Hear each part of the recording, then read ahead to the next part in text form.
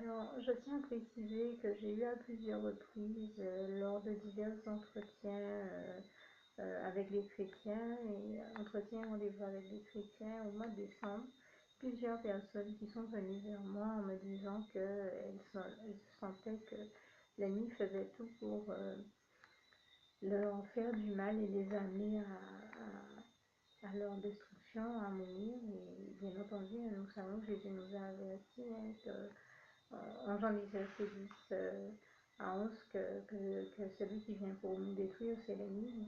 Et là où Jésus est dans une dynamique de nous reconstruire, de construire nos vies et de nous apporter la vie en abondance et de nous conduire vers le bonheur, l'ennemi, lui, est dans la dynamique de tout faire pour nous éprouver, nous affliger, nous conduire dans des situations problématiques, des situations de souffrance qui, à répétition, bien entendu, peuvent générer euh, des conséquences négatives et de la destruction. Hein. Pourquoi heureusement que par l'unique grâce de Dieu, Dieu est là, il veille tendrement sur nous, nous protège de tous les méfaits et destructrices de l'ennemi, nous en délivre toujours.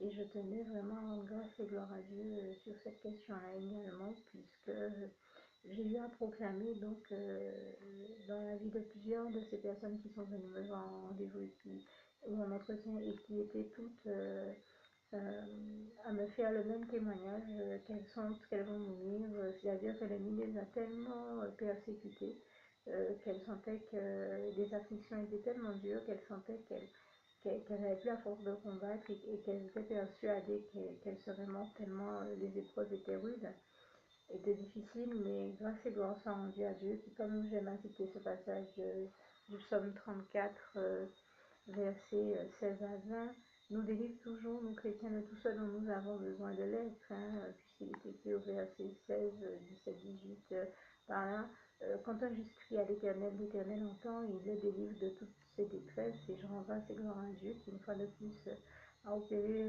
ce miracle-là dans ma vie, mais dans la vie de d'autres chrétiens et de tous ceux que j'ai rencontrés.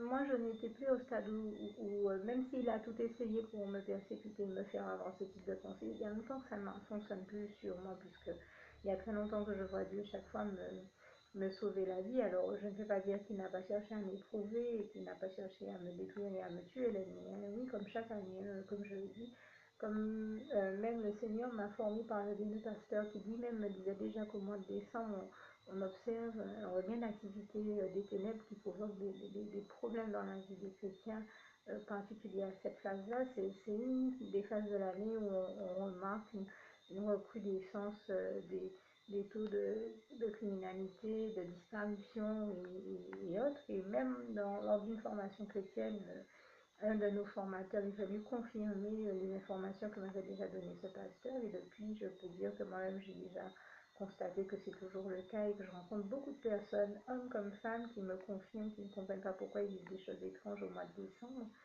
et bien, et difficiles, et que c'est à ce moment-là qu'ils ont des problèmes. Et je fais partie, je voulais témoigner des chrétiens qui vivent cette même réalité-là. Alors, par bonheur, heureusement, ce n'est pas le cas de tous les chrétiens, et tant mieux si ce n'est pas votre cas, mais j'en connais pour qui vivent cette même réalité-là, au point que j'en ai rencontré lors de mes entretiens, donc j'estime que ça vaut quand même la peine d'être abordé et d'être témoigné pour tous ceux que ça peut encourager et aider. Et donc, oui, moi, dans mon cas, j'ai eu l'occasion de le dire dans un autre témoignage, ça fait 2 fois que je vois l'ennemi au mois de décembre en particulier, dans les périodes aux alentours de Noël, du jour de Noël même, du 24, 25, 26 décembre, essayer de mettre fin à mes jours en s'y prenant de diverses manières. Et cette année, la manière par laquelle il s'est pris, ça a été d'essayer de me tuer au gaz. Il avait déjà fait ça avec, enfin, en essayant de faire exploser une bonbonne de gaz chez moi. Et je suis sûre que vous comprendrez le sens de mes propos en toute bonne intelligence. C'est quand même étrange que, comme par hasard, à la même date, 2 années différentes, la bonbonne de gaz se retrouve en situation d'exploser, sans que nous ne soyons intervenus. Donc on sait qu'il n'y a que l'ennemi qui a pu provoquer ça. Et donc je rends grâce et gloire à Dieu qui m'a sauvé la vie et délivré donc, de cette tentative d'assassinat de l'ennemi et de ses œuvres destructrices, et qui non seulement m'a glorieusement sauvé la vie, mais qui a aussi sauvé la vie donc, de toutes les personnes que j'avais rencontrées lors de ces entretiens et pour qui j'avais proclamé « Non, tu ne mourras pas, tu vivras et tu raconteras la gloire de l'Éternel », ce que je suis en train de faire maintenant. Comme ce psaume 118, verset 5 le dit bien, et aussi comme le psaume 145, verset 8 à 21, nous décrit bien la réalité de la splendeur glorieuse du règne de l'Éternel, notre merveilleux Dieu d'amour. Et je lui en rends grâce et gloire, et c'est bien ce que nous avons pu constater, nous tous à qui il a sauvé la vie. Et je le dis haut et fort, toute la gloire revient à Dieu, à Jésus, à son Saint-Esprit, qui a sauvé ma vie, mais qui a sauvé la vie aussi de toutes les personnes pour qui j'avais proclamé ça. Et nous sommes tous aujourd'hui en vie, au moment où je vous parle, aujourd'hui le 12 janvier 2016, et je tiens vraiment à rendre grâce et gloire à Dieu. Je tenais du fond du cœur jusqu'au bout à glorifier l'Éternel, notre merveilleux Dieu d'amour, qui glorieusement sauvé nos vies à tous, une fois de plus. Et toute la gloire lui en revient. Et je voulais le remercier du fond du cœur en mon nom et au nom de tous ceux qu'il a sauvés et dans la vie de qui je l'ai vu agir glorieusement. Et bien sûr, je peux le dire, toutes ces personnes-là vont beaucoup mieux. J'ai eu de leurs nouvelles. Ils sont très heureuses de voir comment Dieu les a fortifiés et délivré et sauvé. Et vraiment, du fond du cœur, je tenais à remercier l'Éternel, notre merveilleux Dieu d'amour, et à en glorifier. Toute la gloire lui en revient. Merci Seigneur. Alors pour toutes celles et ceux qui ne l'auraient jamais encore fait auparavant, je partage avec vous ici la prière par le biais de laquelle le Seigneur Jésus m'a sauvé la vie et vous invite tout simplement à lui ouvrir vos cœurs, à être sincère avec lui dans ce que l'on va dire ici, puisque si Dieu me met à cœur de partager avec vous cette prière, tout comme il le fait toujours avec chacun de nous, c'est tout simplement parce que Dieu nous a sauvé la vie, m'a sauvé la vie et nous a sauvé la vie à tous, tous ceux qui partageons avec les autres cette prière, et que nous l'avons vu nous faire tellement de bien, nous donner tellement d'amour, nous combler de bonheur dans les bras d'amour de Jésus, et bien que nous souhaitons au maximum de personnes d'aller aussi au paradis et de connaître le bonheur des bras d'amour de Jésus ainsi que d'être sauvés par lui.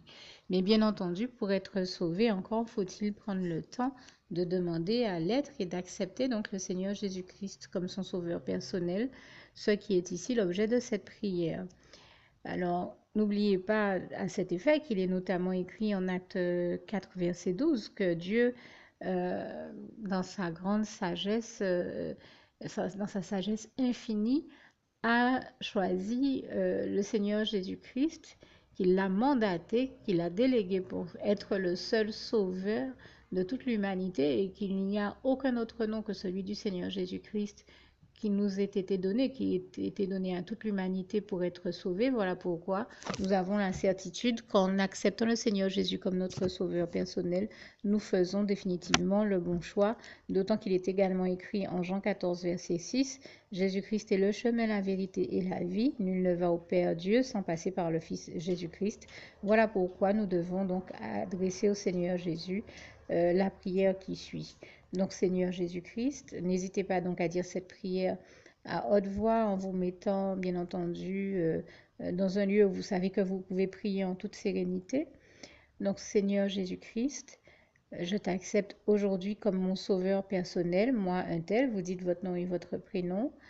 Et je te demande aussi Seigneur vraiment de continuer à veiller sur moi et sur ma vie.